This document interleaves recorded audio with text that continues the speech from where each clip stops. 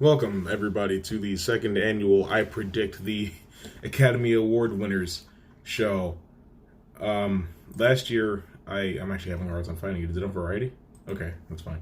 Last year, at around the same time of the year, I did a video where I just tried to predict who's, like, what film, what actor, what's going to win what Academy Award category, just based on what I've seen, what I know, and how I think the Academy works. Now, I'm not going to get into the politics of whether or not the Academy should be taken seriously at this point in time, because that's honestly a video for another day.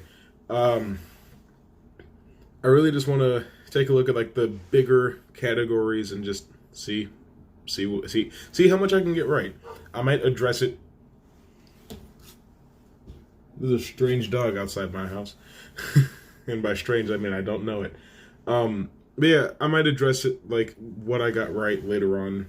I couldn't last year without making a whole new video, but now I can, so there's a possibility that that's what I'll do.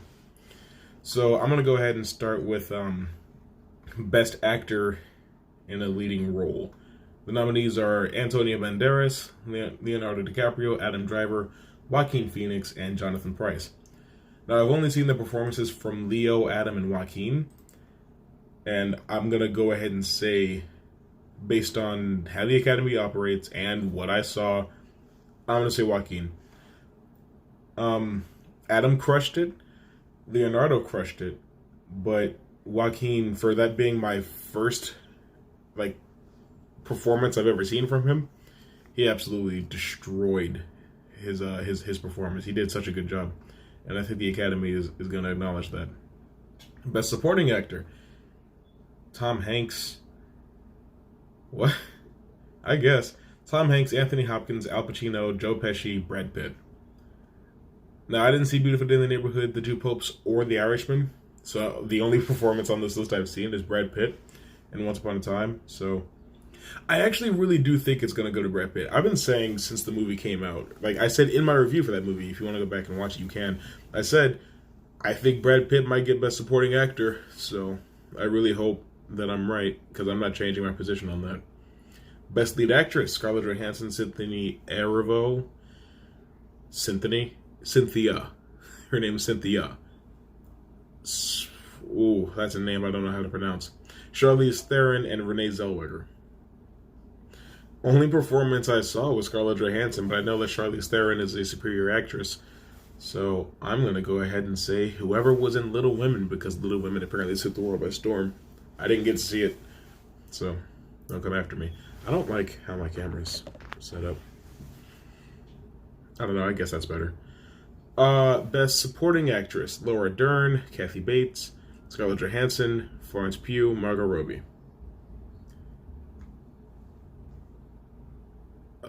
Honestly, that can go in a lot of different directions. I'm probably going to say Margot, because she's been nominated a couple times, and I think it's time she wins.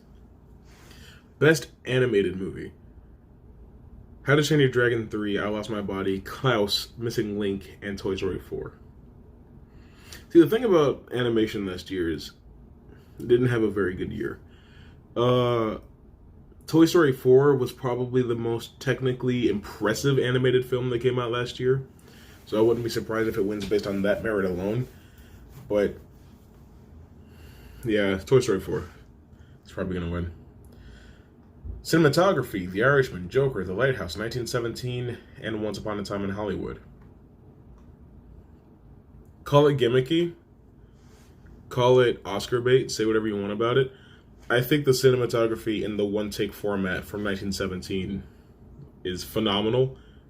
And I think it'll win Best Cinematography. Costumes. Once Upon a Time in Hollywood, Little Women, Joker, Jojo Rabbit, Irishman. The costumes aren't very extravagant in Joker. So either Jojo Rabbit or Once Upon a Time in Hollywood, because they're both period films and they have to try a little bit harder, I think. Achievement in Directing. Okay, so Best Director. Scorsese, Todd Phillips, Sam Mendes, Tarantino, Bong Joon-ho.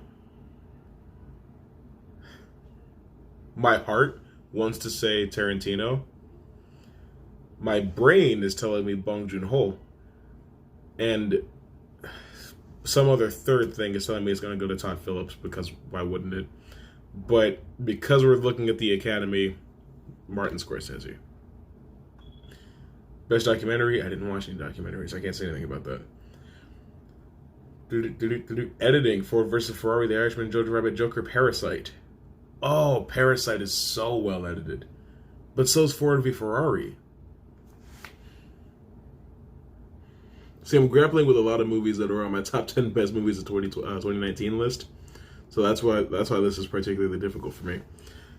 My hair is actually a little bit more under control than usual. I appreciate that, hair. Thanks for working with me. I probably get cut, but that's not what we're talking about today. I'm gonna go Parasite. Parasite will take something home. International film. Okay, so we're talking about foreign films. Les Miserables, Pain and Glory, Parasite, Honeyland, Corpus Christi. I only saw Parasite, so I think Parasite's probably going to take home Best Foreign Film as well. Makeup: Bombshell, Joker, Judy, Maleficent, 1917. I don't know that the makeup is all that extravagant in Joker or 1917, or Bombshell, or Maleficent, honestly. I don't know, maybe Joker? I mean, it's really like, there's Arthur, and then there's everybody else.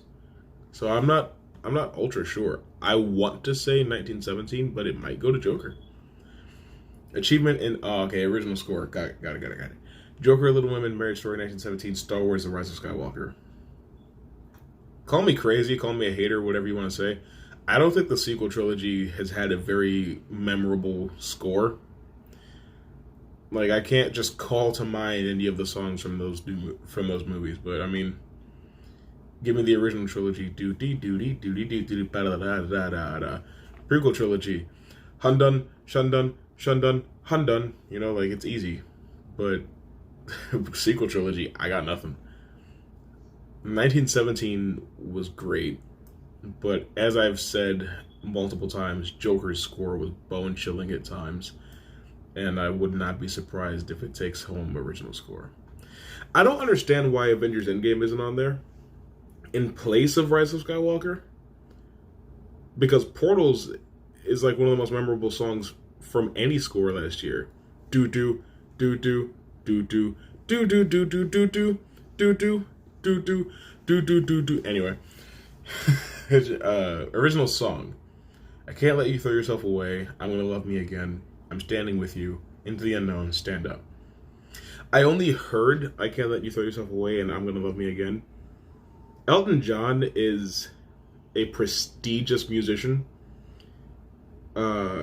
with many awards to his name. So I think that since Rocketman hasn't been winning a whole lot of things, it's probably going to get Best Song. I think that's what's going to happen. When I look back, boy, I must have been green, bobbing in the country, fishing in the stream. Best Picture. There we go. This is the one. This is the troublesome one every single year. Ford v Ferrari, The Irishman, Jojo Rabbit, Joker, Little Women, Marriage Story, 1917, Once Upon a Time in Hollywood, and Parasite. One of these things is not like the other. One of these things just doesn't belong. I'm not gonna say which. I'm not gonna say that. I'm not gonna point it out. But what I will say is, don't you love it when an Oscar bait movie gets nominated for an Oscar? Not just one, 11. 11 Oscar nominations for one movie. Doesn't that sound a little suspicious? Just a little bit? Yeah, okay. My personal pick would be... Oh, gee, Christ. My personal pick out of what's here would be Parasite. 1917 was one of my favorite movies from last year, but I didn't see it until this year, so that's why it's not on my top 10. Didn't see Irishman, didn't see Jojo Rabbit, didn't see Little Women. Loved Once Upon a Time. Loved Ford v Ferrari. I don't know, it's really hard. Let's be real. The world will continue to spin the same way if Joker wins Best Picture. It's not going to surprise anybody. But We're also dealing with a Martin Scorsese film with The Irishman.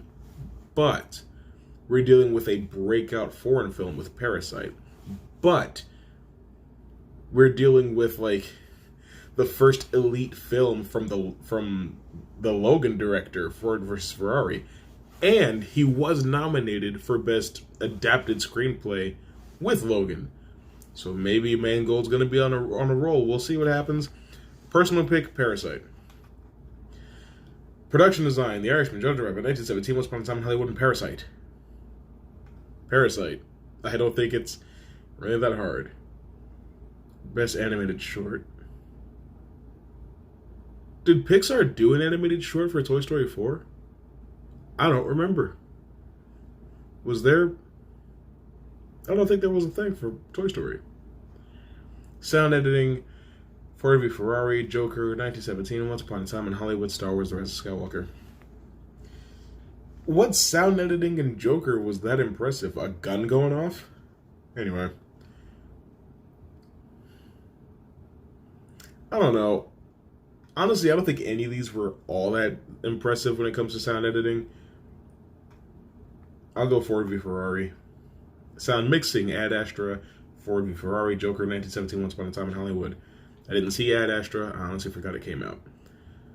But that's a space movie, so I'm going to go ahead and say Ad Astra. Visual effects, Endgame, Irishman, Lion King, 1917, Rise of Skywalker. Disney. Disney will win this Oscar. That's all I can say. Adapted screenplay, Irishman, Jojo Rabbit, Joker. There should be an asterisk next to that. Little Women, the Two Popes. Joker. Original screenplay, Knives Out, Marriage Story, Once Upon a Time, 1917, and Parasite. What the hell's going on?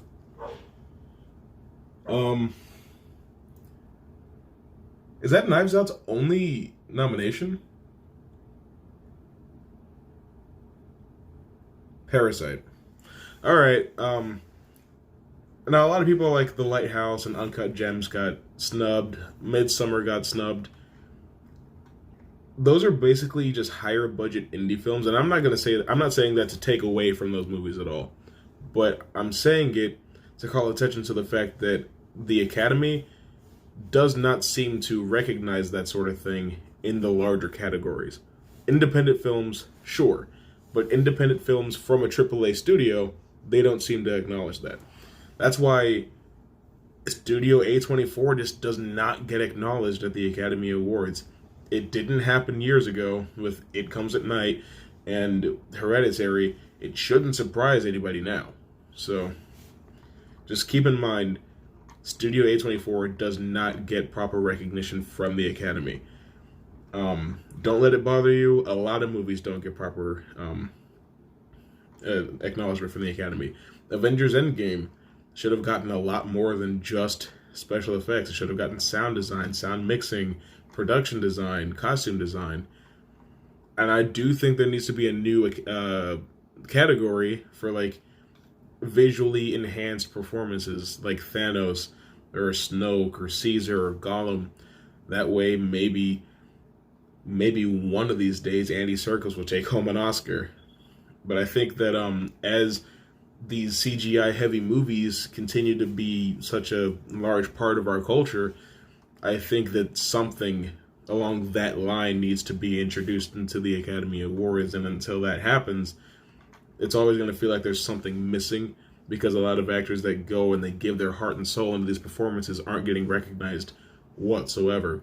Not from the BAFTAs, not from the Golden Globes, not from the SAG Awards, not from the Academy Awards, none of it. So, I think until something like that happens, until a change like that occurs, there's really just no need to have too much stake in the Academy, because obviously they don't care about the movies that you go to see. They care about the movies that strike the right chords. And I love how at the beginning of this video I was talking about how I'm not going to get into the politics of the Academy, but then here I am getting into the politics of the Academy. Whoops. Anyway, hopefully I'll have this video out on the day of the Oscars. So I will be able to eat my own words if such an event becomes necessary. But that's all for this time. I'm probably going to get a haircut. I don't know. I'm getting kind of tired of looking at it like this. But until that happens, I'll see you soon. All right?